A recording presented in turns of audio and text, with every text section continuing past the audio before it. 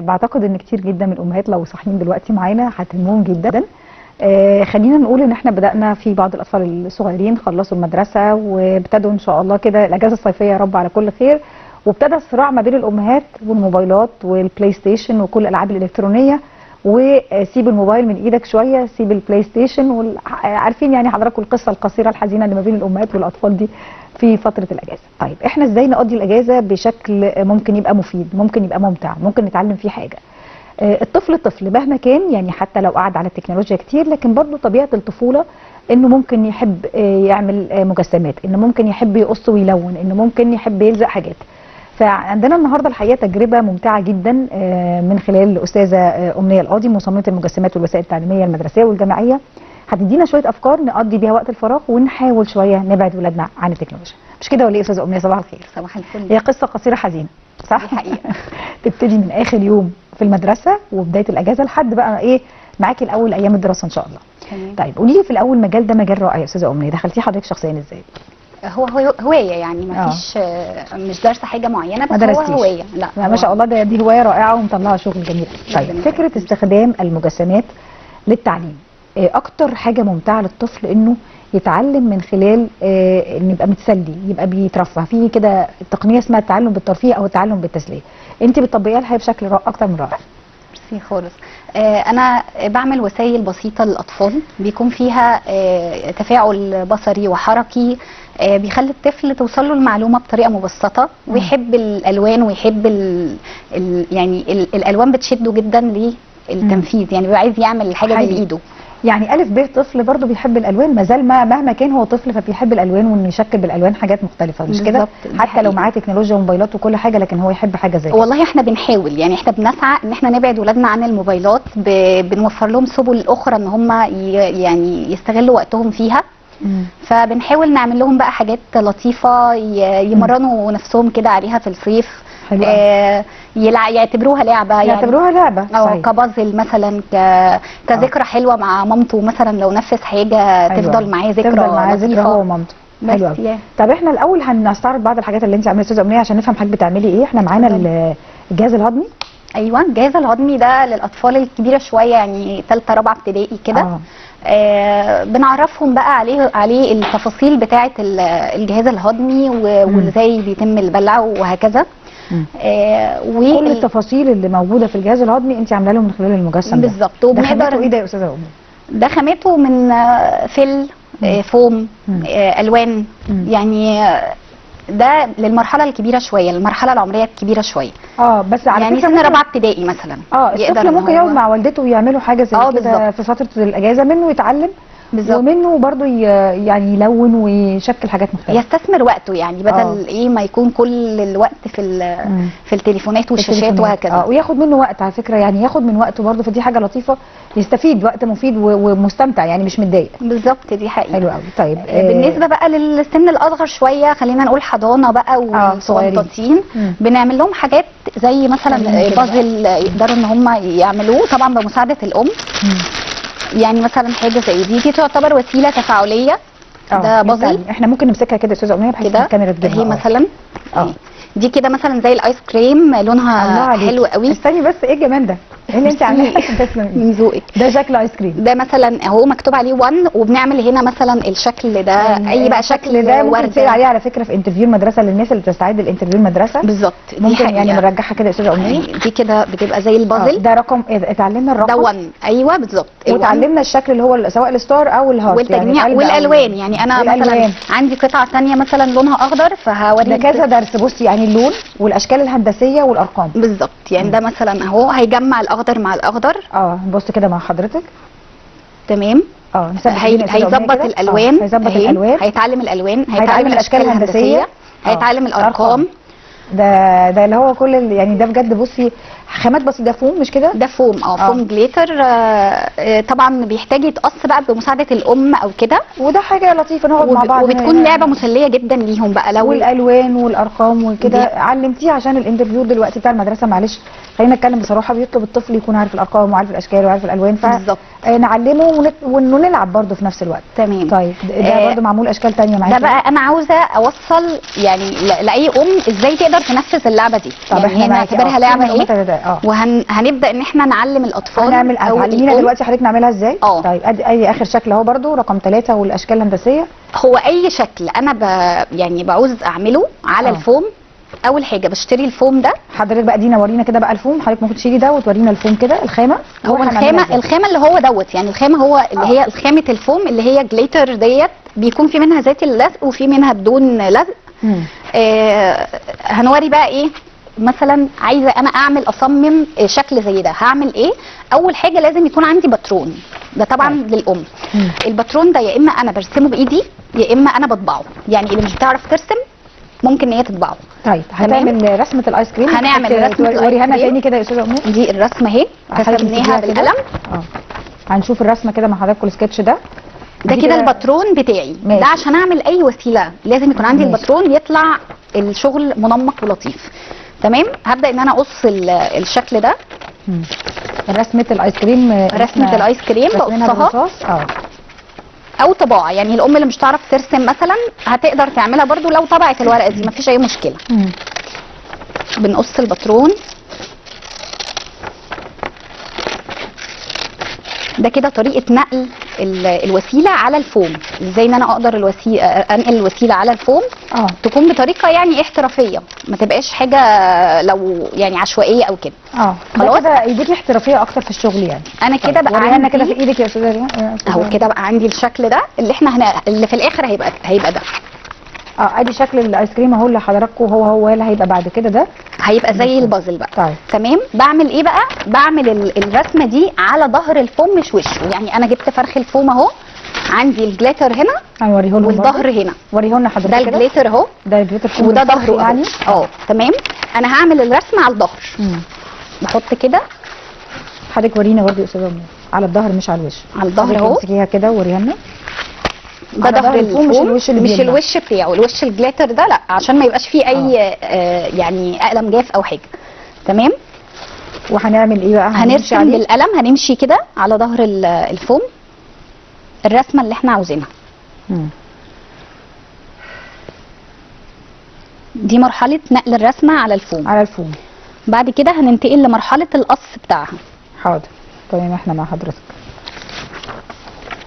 رسمنا. ورينا حضرتك الرسمه على الكاميرا برضو اهي. ادي كده الرسمه اتنقلت. هنبدا ان احنا نقص الشكل بتاعنا علشان نعمل البازل اللي احنا بنعمله.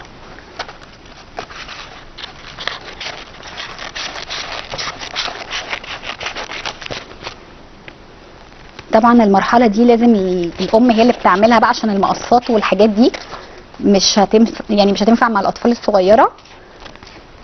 ممكن الاخوات الاكبر يساعدوا اخوات الاصغر ممكن. تمام. احنا كده قصينا الشكل اهو. ممكن اشتغل عليه كده زي ما هو، اعمل عليه اعمل عليه حرف الف مثلا وصوره اسد، اعمل عليه رقم، اي حاجه. بس انا حابه ان هو يكون فكرته لذيذه وتفاعليه يعني اكتر. فهعمل ايه؟ هعمل له زي بازل من تحت برضو. هحط عليه الباترون بتاعي. هقص الجزء ده وهرسمه عليه عشان يديني شكل البازل. حلو قوي. اهو كده بقى عندي انا شكلين. ايوه عشان يكملوا بعض. قطعتين هنرسم برضو على ظهر الفوم نفس الطريقه. مش على الوش، احنا قلنا بقى خلاص مره واحده على الظهر.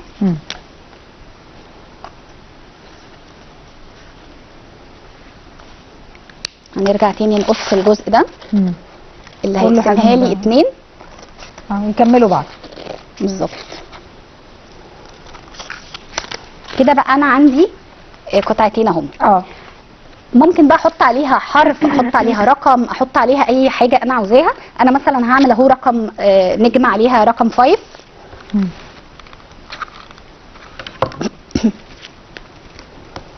هنلزق هنا ال5 دي اهي. بقى عندي رقم 5. والجزء الثاني نشوفها، نثبت ايدينا نشوفها. دي كده ال5. طيب الجزء الثاني ده عايزين نحط عليه 5 اشكال. ال5 اشكال بقى 5 وردات، 5 قلوب، 5 نجوم، اي حاجه، 5 اي حاجه عشان الطفل يعد ويبتدي ان هو ايه يعرف رقم 5 يطبقه يعني. هنلزق عليها يبدا يعد ال5 حاجات بالظبط. هنلزق عليها 5 اشكال، اي بقى اشكال عندي. بحيث ان الطفل عارف يعد كمان، يعني حاسه كمان جديده انه يبدا يعرف يعد بالظبط. ارقام مع بعض. تواصل بصري يعني تواصل بعينه بصري ان هو وحركي بايديه ممكن يشاور تمام بيه. كده. انا بقى عندي اهو 5 اشكال حلو قوي. ورقم 5. هنجمع تمام. بقى الشكل. بقى عندي البازل دوت لطيف جدا وبيوصل جداً. معلومات وهيرجع للاطفال اللي قاعدين في الاجازه بتوع كيجي على الارقام. ايوه طبعا يعني ولعبه مسليه ومفيده وسهله جدا وبسيطه ومش محتاجه ولا خامات كتير ولا اي مجهود حاجه كبير ولا والله. اي حاجه. يعني محتاجه بس ان احنا بناخد من وقتنا ومن وقت الموبايل ونقعد مع بعض نحاول نعمل حاجه زي كده. بالظبط. طيب ده شكل من الاشكال. حضرتك قلتي لي هتعملي شجره العيله. عندنا بقى هنا يعني دوت للولاد الاكبر شويه. حلو قوي. بجيب الافرخ الفل دي من المكتبه. نوريها برضو. ده بقى لو انا هعمل مجسم. يعني احنا اشتغلنا على الفوم اللي هو الحاجات البسيطه دي في المكتبه. دي في المكتبه في المكتبات شيت، الكبيره. شيت بيبقى متر مثلا. متر ده ايه؟ بتقطعي منه على حسب ما انت عاوزه مقاس قد ايه. مقاس 20 30 سم بالظبط. عايزه مجسم كبير عايزه مجسم صغير. حلو. طيب انا دلوقتي هعمل شجره العيله. شجره العيله دي بتربط طبعا الطفل بعيلته. ف هنجيب الفل ده طبعا عشان وقت الحلقه. انا قصيته وجهزته على شكل شجره. يعني نرسم زي ما حضرتك هنرسم الشجره وهنقص بالقطر يعني الرسمه اللي انا رسمتها. بعد كده بجيب فرخ الفوم بتاعي وبقصه بنفس الشكل. يعني بقصه بنفس شكل الشجره اللي انا رسمتها على الفل. حلو قوي. وببدا ان انا الزق الشجره دي على الفل بتاعي بحيث ان انا يبقى عندي مجسم مش مجرد بس حاجه بالفوم يعني. طيب معلش ممكن تورينا المرحله دي؟ يعني اول حاجه حضرتك ورينا شجره فاضيه. دي الشجره اهي. دي ده زي ما اتفقنا بتتقص على الشيت الفل اللي احنا شاريينه. فبنرسم بالقلم مثلا بنرسم وبنقطع بالقطر. تمام. بعد كده المرحله الثانيه بغطيها بالفوم بقى. بجيب الفوم ده شيت فوم. شيت فوم وبقصه برده على شكل الشجره على قدها بالظبط. اهي. الشجره طبعا بتتعمل عشوائيه او بتتعمل بحاجه مدوره يعني اي شكل شجره. اي شكل شجره احنا يعني برده بسيطه يعني. تمام. بعد كده ببتدي الزق بقى شيت الفوم على الفل. احنا معانا وقتك يا استاذه امنيه يعني براحتك خالص. تمام. هنحط هنلزق بقى شيت الفوم على شكل هنلزق الفوم على الفل. هنلزقه بقى بشكل يعني مش يعني بسرعه مش 100% يعني هنحطه بس كده مؤقتا. يعني نحط نقط كده على الاطراف وهنلزقه كده بالظبط. تمام. انا كده غطيت عندي الشجره بالفوم. خلاص كده بقت شجره بالفوم. ونفس الحاجه هعملها في الجذع. هرسم برده جذع كده. الله ورينا الجذع. ودينا كده الجمال. ده الجذع اهو. ده جذع الشجره برده بالفوم البني وهلزقه على جذع الشجره. معلش نثبت ايدينا يا استاذه امنيه نشوفه. ده الجذع. تمام. يعني برضو بصي رسومات الجذع كده برضو بشكل عشوائي للجذع يعني. مش شكل سيمتريك يعني ونظبطه كده يعني. وبحطه على الشجره. هو انا حاسه انك شجره قوي اللي انت عامله. تسلم ايدك. اصلا بتحبي ترسمي؟ بحب ارسم وبحب الاكتيفيتيز قوي يعني. ايوه ما شاء الله. واضح انك حابه شغلك قوي يا استاذه امنيه ما شاء الله جدا. هو هوايه يعني. هو ما ده عشان كده عشان انت حاجه بتحبيها فما شاء الله مبدعه فيها يعني. تسلمي ايدك.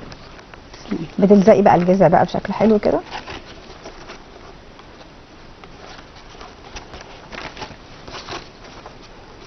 بعد ما عملنا بقى الجذع كده وعملنا الشجره بس ثبت لنا ايدك كده كده بقى عندي الشجره.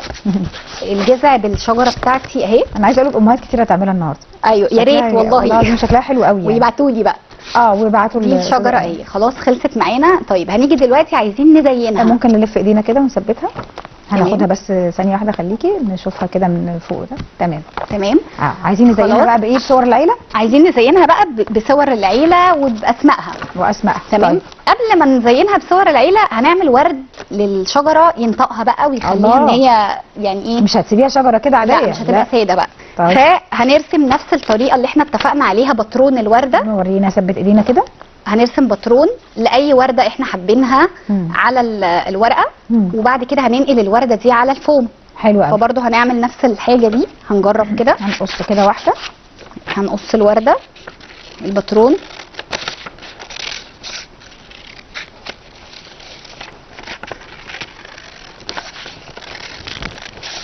لما باجي اقص بقى عشان الحاجه تطلع ناعمه حوفتها ناعمه ومش معرجه ومش حلوه بعمل ايه؟ بحرك الورقه او الفوم اللي في ايدي وبثبت المقص.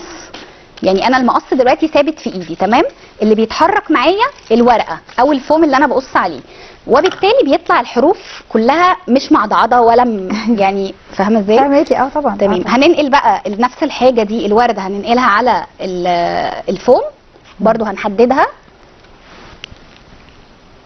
هنحدد بالقلم الورده كده.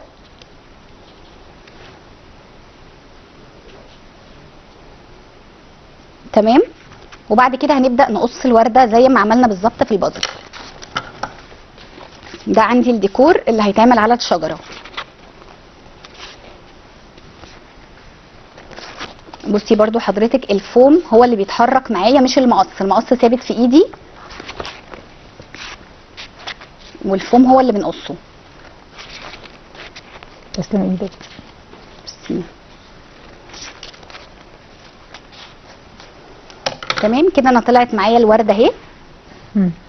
ده شكل الورده. هعمل بقى مثلا لونين مع بعض او حاجه، يعني لونين جوه بعض. احنا معانا تقريبا 3 دقايق يا استاذه امنيه. هيبقى معايا بالشكل ده. احنا بس هنوصل الفكره وخلاص. انا عايزه يعني هتبقى الورده بالشكل ده. هعمل نفس بسرعه لو حابه نفس الحاجه هتتعمل كده. هنلزق بسرعه. هنلزق الورده بتاعنا كده مثلا اي عشوائي. وبعد كده انا حبيتها قوي على فكره. وبعد كده هطبع بقى صور العيله. سواء بقى الصور دي صور شخصيه، صوره ماما وبابا وكده، ولا هي صور كرتونيه مثلا زي دي كده اهي. نحط مثلا كده يعني عشان يبقى شكل يبقى شكل سريع. عايزه اقول لك تبقى كمان الطف لما نعمل صور كرتونيه كده لطيفه برضه، عشان الولاد بقى بيحبوا قوي افاتار من كل شخصيه. احنا كده حطينا بابا وماما، حطينا جد وتيتا. الله، ده هيفرحوا قوي جد وتيتا لو بيشوفوا دلوقتي. اخويا واختي اهو. ويتعلموا كمان يعني ايه جد وتيتا وكده. ممكن نكتب بقى تحتيها اسم مثلا ماما واسم بابا وهكذا، او ان احنا هنقول امي، اختي، اخي. برضو بطبع الورق بتاع العائله مكتوب كده وبقصه كده. بيتقص بالطريقه دي كده، وبلزق بقى تحت الصور مثلا اختي، امي، اخي. عاملاهم انت برضو دول يا استاذه امنيه؟ ابي هي صوره مطبوعه يعني. انا فاهمه طبعا. علشان تطلع يعني علشان تطلع احترافيه اكتر. ممكن تتكتب بالايد مفيش مشكله. بالعكس ممكن نعلمه يكتبها بايده، ويعني يبقى عنده ذكرى انه كتبها بايده مثلا وهو عنده 2 3 4. كده بقى عندي انا شجره عيله اهي. نثبت ايدينا بقى. استني كده، تعالي كده شويه. لا الناحيه الثانيه. ايوه ثبتي بقى. اولا بصي عايزه اقول لك الكنترول بيقول لك تسلم ايدك، كل الناس مبهوره بيكي جدا. اكيد المشاهدين سيبي حضرتك ايدك شويه. يعني حاطين دي حاجه ممكن نخليها تبقى لعبه ما بين الام واولادها. نعمل شجره العيله، نعلمهم كلمه ابي وامي، نحط ورود، نعلمهم الجمال. على فكره الحفاظ على البيئه برضو يعني جزء برضو من التعليم. وانت بتعملي حاجه زي كده يا استاذه امنيه صح؟ بالظبط. ان في حاجه اسمها شجره ونحافظ عليها وبنرويها، تديهم معلومه عن الشجره برضو كمان. بالظبط. وممكن بقى لو عايزاها مجسم مثلا هقدمه في مدرسه او هقدمه في حته، بجيب نفس الفل ده طبعا وبعمل له اهو، بحط له مثلا بغطيه بالفوم وبوقف الشجره عليه بالطريقه دي كده. بقى ايدينا كده. ايوه امسكيها حضرتك بقى من البني ده. ايوه بلزق الشجره نفسها على القاعده دي، على الستاند. ايوه خلاص كده انا بقى عندي كده مجسم للشجره. ممكن اوديه في المدرسه. هنا بقى اخر حاجه المجسم بتاع استاذه امنيه اهو. يعني شيء اكتر من رائع بجد. تسلم ايدك، بسيط لكن بيقضي وقت الفراغ وبيعلم حاجات كتيره جدا للطفل، وده الهدف من الموضوع يعني. متشكره بجد استاذه امنيه. تسلم ايدك. استاذه امنيه القاضي مصممه المجسمات والوسائل التعليميه المدرسيه والجامعيه. استمتعنا بيكي النهارده. تحبي تقولي اي حاجه للامهات قبل ما تختمي كلامك اللي عايزين؟ احب اقول لهم يعني تفاعلوا مع اولادكم بالحاجات اللطيفه دي، على اساس ان هم يعني يستغلوا وقت الفراغ، ما يبقاش كل الوقت للشاشات والموبايلات وهكذا. واجازه سعيده ان شاء الله. اجازه سعيده عليكي، وهتبقى اسعد والله بالشغل اللي حضرتك عملتيه لنا النهارده استاذه امنيه القاضي، مصممه المجسمات والوسائل التعليميه المدرسيه والجامعيه. شكرا جزيلا لحضرتك. شكرا. زي ما شفنا ممكن نقضي وقت الفراغ في حاجات كتيره جدا، حاجه بسيطه لكن ممكن تعمل بهجه لاولادنا وممكن تعلمهم حاجات كتيره قوي. بنشكر حضراتكم. نروح لفاصل سريع وبعد الفاصل نكمل كلام.